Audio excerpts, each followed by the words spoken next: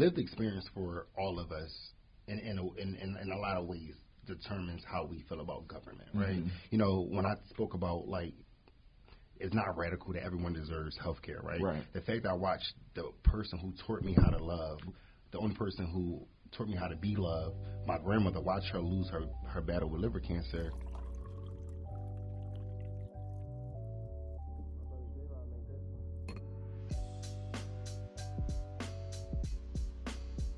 Welcome back to another episode of Keepin It a Bean. This is a podcast where we bring together culture and coffee all over a good old conversation.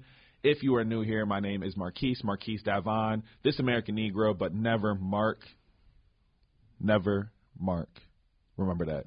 But if you are back, hello to niggas and niggas only. You already know what the vibe is. It is so good to see y'all. If you want to support this here podcast, you can do so by supporting me on Patreon. So that's patreon.com/marquisedavon. That's MarquiseDavon. If you are subscribed already, you already know you're getting this episode a week early. So you're going to start getting those exclusive drops. But then also, if there's any merch or events happening, you also get some exclusive drops and discounts as well because, you know, you're already paying. Appreciate you. You can subscribe to Patreon for as little as $2 a month, which is $24 a year. Or if you know you're feeling a little generous, you can move that rank on up. And I appreciate you nonetheless. But, you know, we're in a recession. It's a little hard out here. There's economic anxiety, you know. So if you So if you can't support me monetarily, you can support me by telling a friend to tell a friend to tell a friend as well. Make sure that you are keeping up with the hashtag on Twitter. That is hashtag KIAB or hashtag Keepin It a Bean. This way I can keep up and follow the conversation. If you are listening on any DSP, so that's going to be your Spotify, that's going to be your Apple Podcasts, make sure to leave a rate and review. Do not be a hater. Leave me 5 stars, please and thank you very much.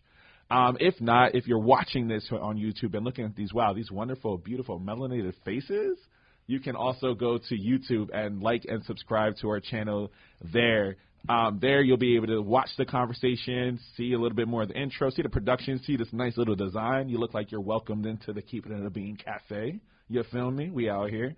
And so please make sure that you find these different ways to support this here podcast. I appreciate y'all. Let's get into the show. All right. Andre. Marquise. How you living? Living good. Living a dream, right? It's good to see you, yo. It's good to be here again. So, yes. You know, thank you for having me. I'm super excited for the conversation, and I watch the show. You know, I see all your hot takes and the things you get a chance to share your opinion on, and I'm excited. I'll be talking my shit. I'll be trying. Yeah, as you should. Look, I'll be letting people know. Talk heavy, right? Every time. All right, we keeping the beat up in these streets. However, I am so excited to have you on this show. I've just been a fan of yours. And, just for me to say that about politicians, I really do not be giving out, benefits of doubt for anything. However, because, you can't be fans. You got to make sure they work for you. You feel me? Absolutely. But in reality, though, I have been able to follow your journey, and I've been so happy to have a candidate that feels so aligned to the things that I genuinely care about, like your approach to educational justice, juvenile justice, and also just even your approach to mass incarceration, right, and your thoughts behind it. So much of that, to me, is very much so aligned, so I'm excited to just talk to you about that. I know my viewers are so excited to be able to engage with you because they know ever since the Dear Reading days, I've been holding candidates to the fire. You don't get smoke from me. It's been 7 years of podcasting. But in reality, I'm just excited to just get to know you a lot more and introduce you to my audience, but also get to know the candidate too, right? And so I'm so excited just to embrace all of that. But before we get there, I have a nice little segment called Keepin It a Bean, and this is your hot take. You can talk about politics, pop culture, something that's just personally vexing your spirit, and you need to get that drawn off your chest. Yeah. This is your time to do it. So just say, if I'm gonna keep it a bean, pop. Yeah, absolutely. So one cool fact, right? I was an only child. I have 2 younger siblings now, 15 and 8. But for 18 years, I was the only sibling. Oh wow. Yeah, but what I would, well, not only sibling, only child, I should say, right? Yeah. But if I'm gonna keep it a bean, I think the thing that comes on mind is that celebrate your friends, and when you celebrate your friends, celebrate their moment and not yourself. And this is coming from an only child. When someone... Wow, shout out to you. That's growth. Yeah, it is. There's a lot of growth. What I would say is that, when someone's having a moment, make it about them. You know, moments don't last forever. And you know, you being selfish, that memory can last forever. So, you know, when you have a friend and they're having a moment, just be supportive and just find out how to take yourself out of it. You'll get your moment. Honestly, shout out to you because, you know, as a middle child, y'all be taking up all the attention. I don't be liking it. Marquise in the middle. Got it. Yeah, very much so. Okay. I'm sick to my chest. No, but that's dope, though. I think that's such a beautiful thing, especially, like, knowing to, like, let other people have their moment, especially coming from a oldest child. This is learned behavior. Yeah, I was going to say, where'd that come from? That was personal, huh? I mean, you know, I got friends, you know, and and, you know, things happen, and, you know, I reflect. It's all good. Yeah. Oh, man, if I'm going to keep it a bean, respect my work boundaries. You feeling me? No, it makes me laugh. My now that I'm managing other people and also have a team that I work with, I am very strict around, like, I don't talk to y'all before 9 o'clock. I don't talk to you after 5 o'clock. Honestly, 4:30 is kind of pushing it. You feel me? You're really talking. You already clocked out, but not clocked out. Exactly, and they all know. I hear that. But it be cracking me up because, like, I think a lot of people, I try to, like, also model that for, like, my own staff of just, like, don't respond to any text. Do not send anybody no messages no late at night. If you send it to me on a Friday after 3:30, you're not going to get a response to me until 9:02 on the following day. Like, I'm going to let you know and that right now. Sometimes text messages is where you're dumping your thoughts, right? Because my staff know I'll be up like 2, 3 o'clock in the morning just texting. Oh, you're one of them. That's why I'm not calling. I'm texting. And it's just like I just need to get off my chest. Interesting. So you can't just, like, schedule the text to go out at, like, 7 in the morning? You can schedule text. Yes. Schedule emails, but never knew I could schedule you a text. Schedule that text to go out. Like, what? Okay, maybe I don't have the latest iPhone or something. I don't know. Yeah, no problem. I got you. I'll help you out for that. Like, maybe my staff is teaching me how to do that. Because I know. 2 o'clock in the morning, the text is coming. Here it comes. If I hear any buzzing, I'm like, if you don't get off my phone, go to sleep. I'm just being honest. I'm keeping it to be, right? You know what, and that's the point. Thank you for keeping 100 with us over here.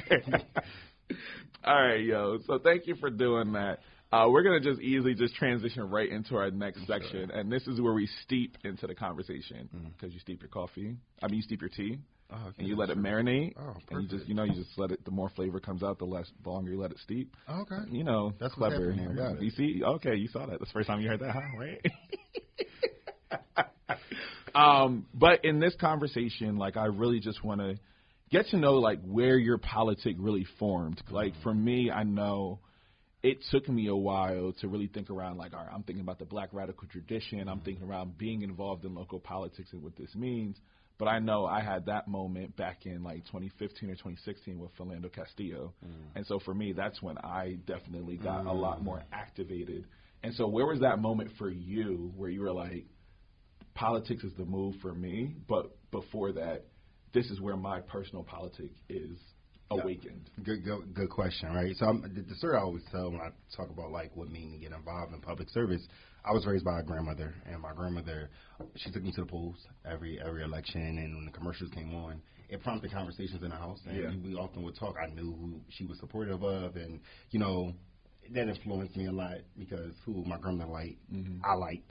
But, you know, and then the interesting moment happened in 2008. My grandma was a big Clinton fan, and she was ready to elect the first woman president. And Barack Obama, you know, then, you know, just U.S. Senator Barack Obama was running, and that's when I had to organize my grandmother to vote for the black guy, right? So she already had my wheels turning. But in 2015, going into 2016, that presidential race really helped define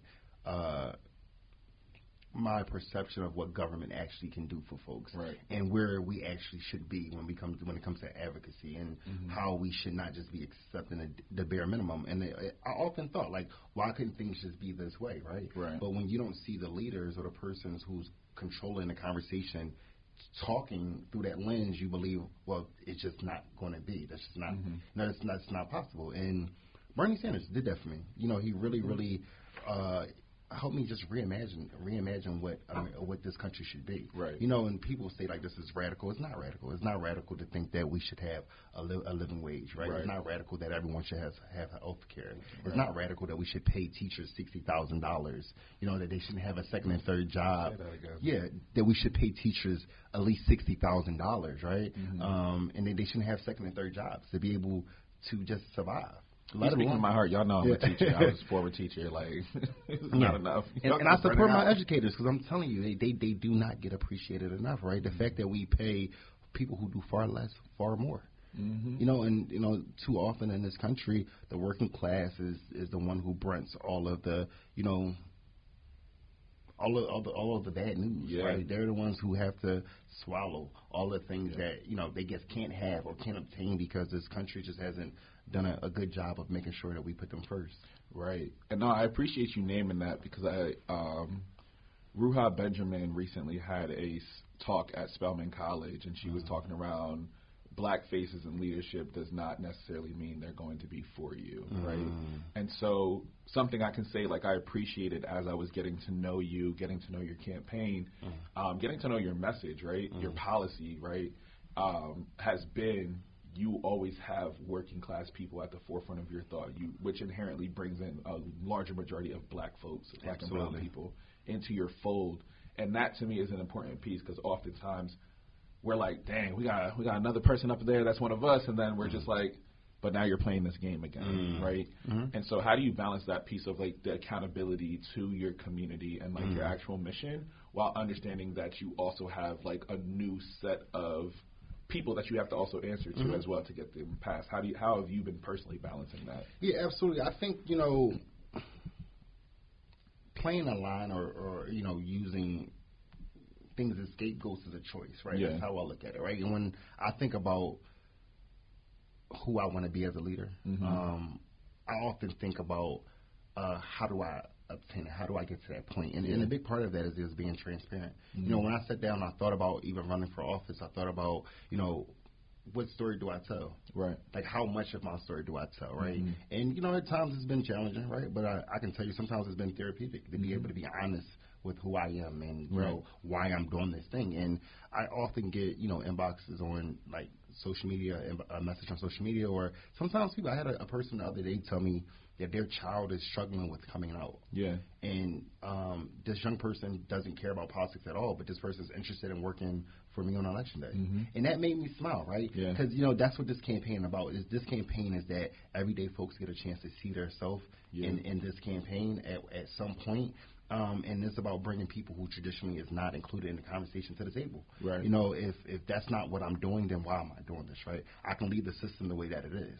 Right. And that's the thing that I think about. My thing is that the reason that my voice is going to be in a room is because this voice is a unique voice that has not been included historically, and we don't have to accept that. You know, there's a generation of folks that have moved into the workforce and has moved into, you know, a space in this country where we're adults now, and we deserve to have a representative and on all levels of government that speak for us. And, you know, the beauty of it is that there's 203 state reps in Pennsylvania. There are 435 Congress members in D.C., right? So there's 17 members in city council in Philadelphia. Right. So there's opportunities for us to get our voice in. We just got to find the people who are fearless enough to stand up. And, you know, it's not the easiest thing, but it's necessary.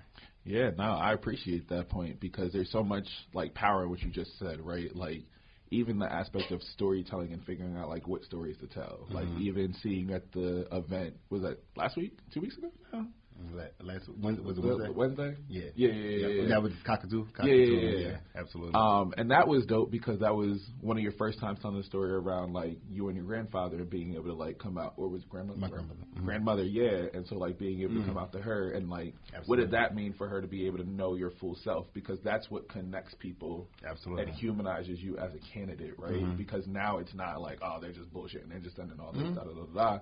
But I think the other piece to it is not only like storytelling forms the empathy for you, but it also informs to how you operate from like a policy level as well. Absolutely. And so what are some of the things that have really drove the policies that you would like to see put in place that you believe would help your community? Because I think that plays, like, my idea of, like, prison abolition comes from, like, my dad being incarcerated for 24 years, right? And your relationship to different institutions came up through that. So what are some of, like, the big moments in life that really defined, like, here's why this is my platform and this is what I'm running on? Absolutely. Lived experience for all of us in a lot of ways determines how we feel about government, right? You know, when I spoke about, like, it's not radical that everyone deserves health care, right? The fact that I watched the person who taught me how to love, the only person who taught me how to be loved, my grandmother, watched her lose her battle with liver cancer when, you know, as a person, I felt like that was unnecessary. You know, if there was healthcare resources around at that time to be able to aid her in her battle with liver cancer, my grandmother may still be here, right? I don't want that for anyone else, right? So when I think about, like, healthcare for all, it's because of that lived experience. I know when healthcare, you know, adequate healthcare is available, how we can save lives and that people don't have to deal with that hurt. My whole life changed when I lost my grandmother, right? You know, when I think about me working for $283 as a server and literally depending on tips to be able to pay my bills, I know what it means to work the minimum wage and literally just hope that you can meet the bottom line at the end of the month, right? When I think about my father, like you, right? My father spent the first 21 years of my life in prison, right? So, and I go up to the prisons on State Road for the last 5 years, every other Thursday, and I think about, like, these young people and their families and what they're battling. And when I hear these stories, understanding that prison doesn't do anyone any good. It doesn't reform people. It doesn't rehabilitate folks. We're not sending people back into society more whole than what they were before they came into that facility. So for many of us, it is a lived experience, and a lot of this campaign has been me talking about the lived experience because my lived experience a lot of the times matches my neighbors. It matches the people that live on my block, that live around the corner, that the person I shared the supermarket with and the parking lot with and a person who I went to school with, right? Oftentimes I run into people that I've met somewhere along the road, and they're like, well, thank you for speaking about that because that, too, affected me, right? And there's so many things I mentioned that, you know, affect us in a way where we're just like, this is just the way that it is. I remember one year I was serving, and because you only get paid $283 at the end of the year, I ended up owing taxes to the city because they couldn't take out enough money out of my check. Oh, that's why. Because I didn't get paid enough. So I didn't get paid enough for the government to tax me. So I ended up being in a deficit at the end of the year. That's bugged out. So those are the kind of things that I take with me in this journey, and those are the kind of things that I come into this with the approach that I can fix this. We can change, and it's the littlest things, right? It's the fact that, like, seniors right now, well, anyone who makes less than $45,000 in the state of Pennsylvania is eligible for a tax refund for rent rebate or property tax, right? So I didn't even know that. Right, if you make less than $45,000, you literally can get a rebate up to $1,000 for your property taxes or your rent. And my thing is, why don't we automate that? The government, they know how much we make. Right. Like, we can literally automate a refund to all Americans, or at least all Pennsylvanians here in PA. It's 13 million people here. We can automate that resource that everyone gets an opportunity to increase their household income. Why do we hide these resources? I keep saying, I was like, one thing I know to be true is government has the worst marketing in the world. Everything is just so difficult to find, and they just make everybody's life difficult. Like, you really got to, like, dig through a couple of encyclopedias before you can find out, like, oh, this is what this is, which I think is, like, so interesting because I realized this is your second go around for this, correct? Second time. And so it's like, even to me, I'm like, yes, as government in a whole needs a facelift, your campaign also has I appreciate a facelift as well. Yep. And so, like, talk around like that, because I think your approach to organizing and rallying folks is much different this time, right? And so it's been cool to see, like, the transition of, like, where you were a couple years ago to, like, now. Talk about that approach, because I feel like there's so much of a stronger rally around you. Is it you choosing to be more transparent that did this, or is it like, let me actually get to know my neighbors in a different way? Like, what were your learning lessons from your first one to your second one? Yeah, so one of my favorite songs, this is what this makes me think of. One of my favorite songs and one of my favorite singers is Fantasia Barrino from American Idol. Period. And sings the house off. The roof off of any house, right? Absolutely. But she has a song called "Lose the Wind," and it's it's my favorite. Yeah, I won't do that part, but whatever Marquise just sung, that's that part. So, but that song is one of my favorite songs, and you know the line, like, you have to lose the wind, is really true, right? In 2022, I ran for this exact same seat, same neighborhood. And we came up 1,500 votes short. But, being a first-time candidate, being an out candidate, being a black poor candidate, it was tough the first time. And also, too, you don't know what you don't know, right? And I came into this with a pure heart and just, a mission to change the system that I see, how flawed it is, and make government work for people. I just came in here, and that's what I wanted to do. So the first time around, I tried, right? I did the best I could with what I had. We didn't have that much time. We had 8 weeks, but in 8 weeks, we, was able to knock over 10,000 doors. We raised over $100,000 the first time. And, I guess was a kid with a dream, right? And, I thought, listen, if I can get this close now, imagine what I can learn in the next 18 months, and I'm going to do this again. And that's what I did. I want to give a shout-out to, Dave Pashley, who is my, comms director, field director. And, I started last summer having conversations with folks about this race. I didn't wait till it was time to launch the race. I said, and I came in with a plan, right? I remember before all of my one-to-ones, because we do one-to-ones as organizers, I came in, I had wrote down all, my highlights from the last race, right? And I literally was trying to convince people that this is the race to pay attention to. This is the race to invest in. This is the race that, we can literally change things in Philadelphia if we get this seat. And that was my approach from the very beginning. And I think a lot of the results and a lot of the support around this race, energy is real. And, it's kind of like, when you having a bad day, everything goes wrong. I stubbed my toe. I got on the steps. But when you're having a good day, everything goes right. Energy is extremely real. And I just felt like from the very moment we launched this campaign, I think the aura that I felt in that room, I felt all throughout Germantown, through Logan, through West Oak Lane, felt throughout the city. There's people who've reached out to this campaign who doesn't live in Philadelphia, Pennsylvania, that lives in other parts of the country, and that feels good, right? Like a lot of times I'll sit there with my staff and I look at some of the people who've decided to invest in us, and I'm seeing people from Mississippi and Nevada, and I'm like, wow, like people really feel connected to this, and it feels good because I've had the opportunity to be honest, to just be myself, right? Like there's no script or there's nothing that I read that says like, oh, Andre, you got to do this thing. It's so much easier to be yourself, and I'm very honored that I get the opportunity to do that. That resonates so deeply. I was talking to a friend and I was like, yo, like I feel like this is Cat Williams set the year off for the year of truth. Energy is real. And I was like, I think that not only of it being like the year of truth, it's the year of authenticity, and so living in as much truth as you can. It is being rewarded this year, and we're starting to see so much. I'm like, I think it's a great year for creatives. I think it's a year for people who are radically transparent and honest around where they're at, because there is something around like, we don't care for the game to be played anymore, right? What can we bring as our full selves, and how can that be rewarded? Because that's ultimately what's going to be supported at the end of the day. You tell authentic stories, you are being yourself, and you are being rewarded for that. And I can't say that's everybody's experience all the time, but to know that you have a community strong enough to ensure that you're okay, I think that part is so special and so important, which I think is what also brings people into your orbit as well, is because they're like, there's this authenticity. I may not get him all the time, but like I know there's a human behind there, so they connect to the feeling that you give them rather than your words matter, absolutely. But like the way that you make people feel, it's like people join people. People aren't just joining a thing, and they're not joining an entity. And you're a person who happens to be a politician, right?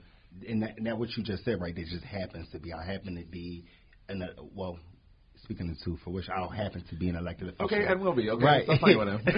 But like what you just said too, like I remember the very popular episode of Oprah, right? And and they're having a conversation. They talk about people will forget what you say, people will forget what you do. People will never forget how you made them feel. Right. There's a person in your life right now. You don't know why you don't care for them, but it's something that they did. Because you forgot what that thing is.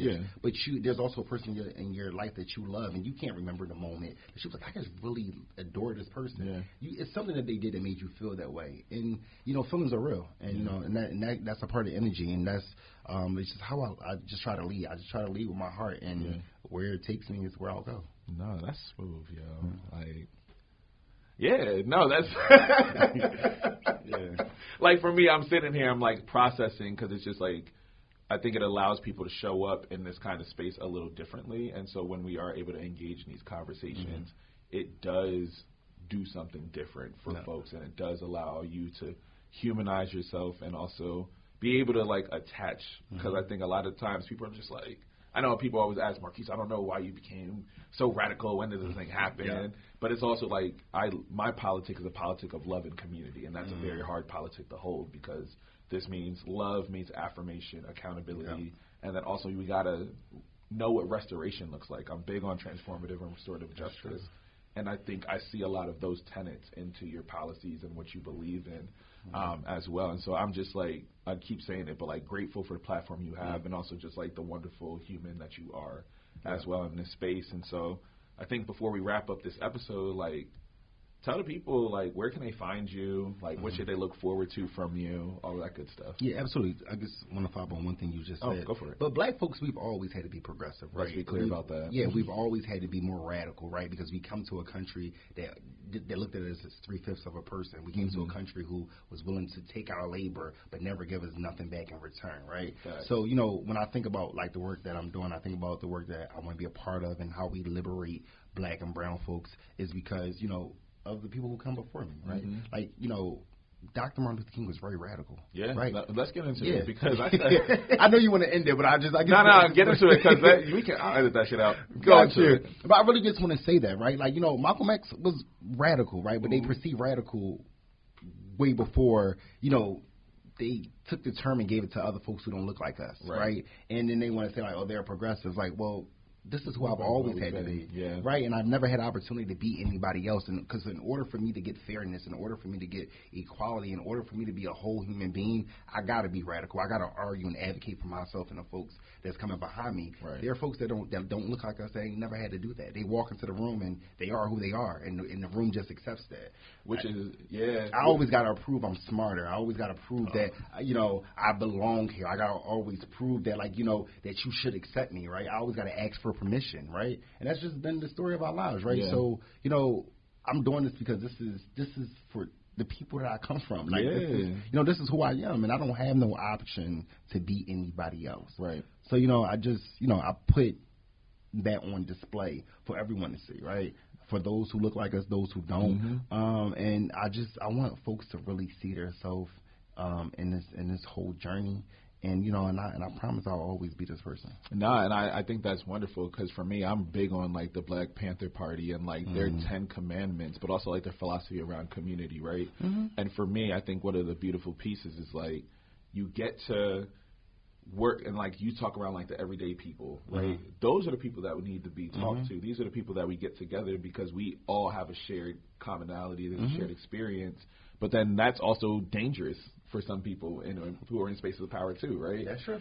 So I hear so much of what you're saying, and I hear the Fred Hamptons, I hear the Martin Luther Kings, I hear the Ida B. Wells, like, all coming up in your politic, but also you're standing on the shoulders of so many giants as well, right? Absolutely. And so I hear that, and I'm so happy to see.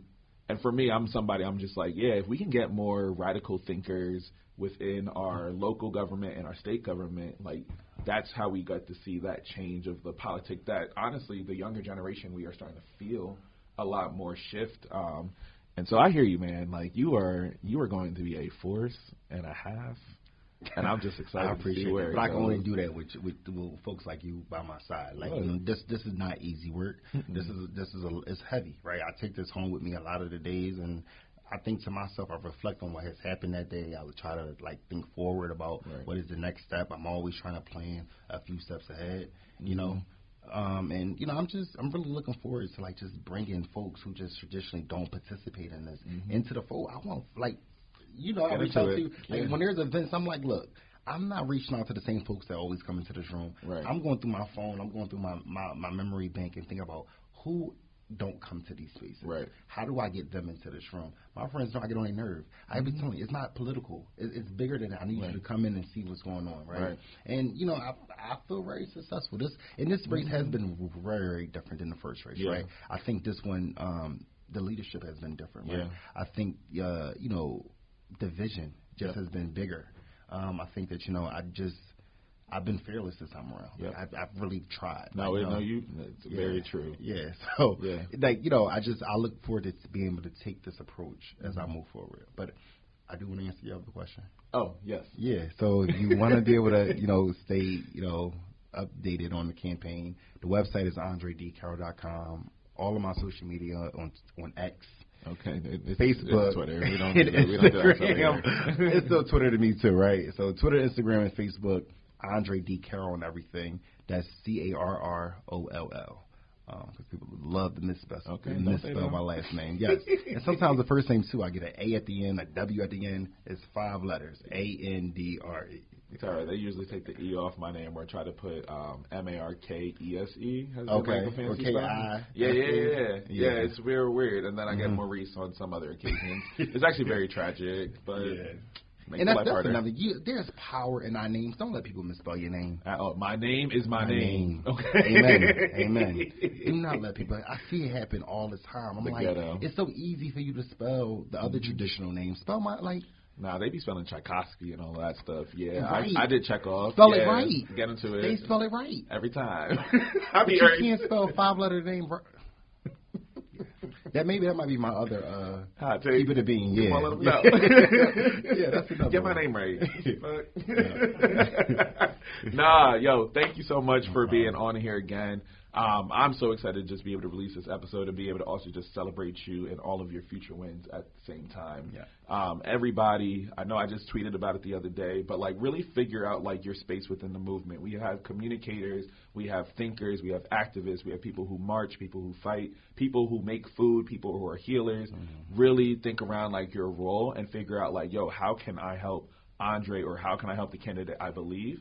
And also helping them achieve their mission. Like everybody plays a role in this revolution. Everybody plays a role in changing the world for a positive way. So keep doing your thing. Cool?